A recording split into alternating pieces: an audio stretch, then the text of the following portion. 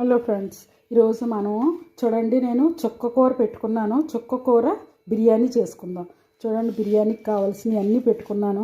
ఇక్కడ మసాలా అన్నీ కొంచెం మసాలా పెట్టాను. జీడిపప్పు పెట్టాను, టమాటా, అలాగే ఆనియన్స్, చిల్లీస్ ఇవన్నీ పెట్టాను. 1 కప్పు రైస్ కడిగి పెట్టుకున్నాను. ఇవన్నీ ఎలా చేయాలో నేను చూపిస్తాను.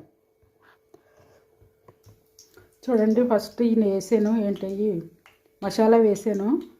ఆ మసాలా తర్వాత ఏం వేసుకోవాలో చూపిస్తాను. ఇవి కొంచెం ఫ్రై అయ్యాక మనం మిగిలి వేసుకుందాం. చూడండి, 1 బిర్యానీ ఆకు కూడా వేసాను. ఇవి చుక్కకూర బిర్యానీ చేయడం వల్ల మనకి ఆరోగ్యం చాలా మంచిదన్నమాట. ఎందుకంటే చుక్కకూర విడిగా వండుకోవచ్చు, బిర్యానీ చేస్తే చాలా బాగుంటుంది, టేస్ట్ బాగుంటుంది అనమాట. అందుకని నేను బిర్యానీ చేస్తున్నాను. ఆ టేస్ట్ మీరు చూడండి, మీరు చేసుకోవాలని. ఈ ఆనియన్స్ బాగా డ్రైగా వేయిస్తాను.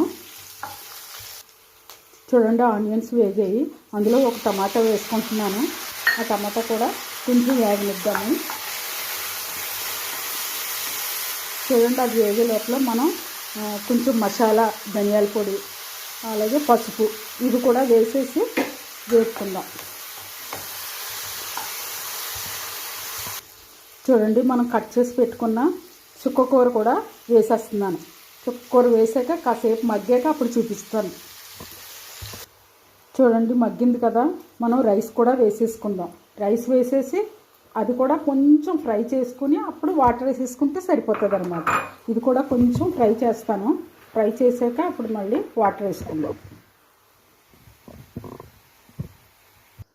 చూడండి, వాటర్ వేసాను, దాంట్లో సాల్ట్ కూడా వేసేస్తున్నాను. ఇది కాస్త అలా కలిపేసి మూత పెట్టేస్తే మనకి చుక్కకూర బిర్యానీ రెడీ అయిపోతుంది. చుక్కకూర పలావ్ అనొచ్చు, బిర్యానీ అనొచ్చు. తర్వాత ఏం చేయాలో నేను చూపిస్తాను. చూడండి, చుక్కకూర బిర్యానీ అయిపోయింది. మనం కొంచెం కొత్తిమీర వేసుకుంటున్నాము.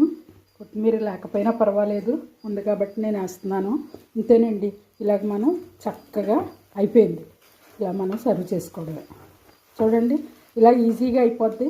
కూర ఒకసారి, అన్నం ఒకసారి వండకుండా అలాగా అయిపోతుంది.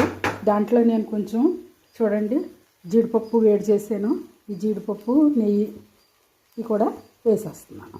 అంతేనండి, ఇలా మీరు వండుకుని తిని నాకు కామెంట్ రూపంలో తెలియజేయండి. చూడండి, నీట్గా ఉంటుంది, టేస్ట్ కూడా చక్కగా ఉంది. నేను చూసాను, చక్కగా ఉంది. ఇలా మీరు చేసి తిని చూడండి, నాకు కామెంట్ తెలియజేయండి.